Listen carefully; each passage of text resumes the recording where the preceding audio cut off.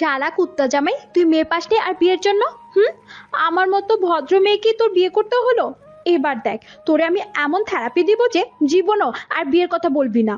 ফাজিল পোলা, তোর বিয়ে করা সব মিটিয়ে দিব। তোর জন্য বাপি আমাকে এত তাড়াতাড়ি বিয়ে দিয়ে দিল। বারান্দা দিয়ে পালাতে গিয়ে দেখি ওখানে লোক দাঁড় করিয়ে রাখছে।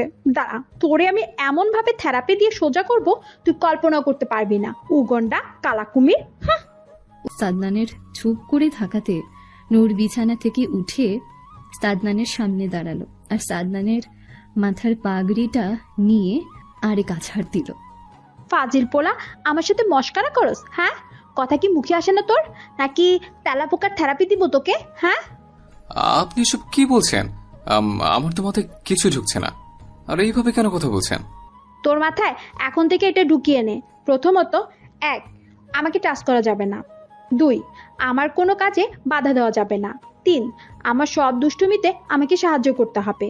4, পড়াশোনা আমার মাথায় ঢুকে না, এটা আর করতেও চাই না। আমার এসব একটা কথা এদিক ওদিক করলে তুই বুঝবি নূর চৌধুরী কি জিনিস। আমার এত সুন্দর দুষ্টামি ভরা জীবনটাকে এভাবে বন্দি জীবন করবি ভেবেছিলি? কিন্তু আমি সেটা দাঁড়িয়ে দাঁড়িয়ে দেখবো, সেটা ভাবলি কি করে? এসব কথা খুব সুন্দর করে তোর মাথায় ঢুকিয়ে নে। আর আমি ঘুমাতে খুব ভালোবাসি।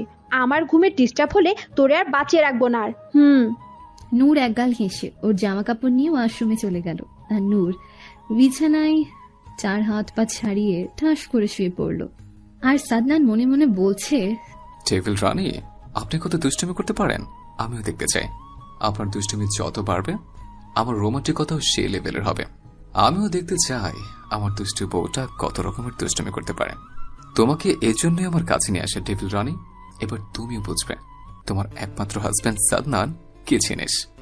এতক্ষণ কিছু বলিনি, কারণ আমি দেখতে চেয়েছিলাম আমার দুষ্টু রানীটা কত স্পিডে কথা বলতে পারে, সেটা দেখার জন্য।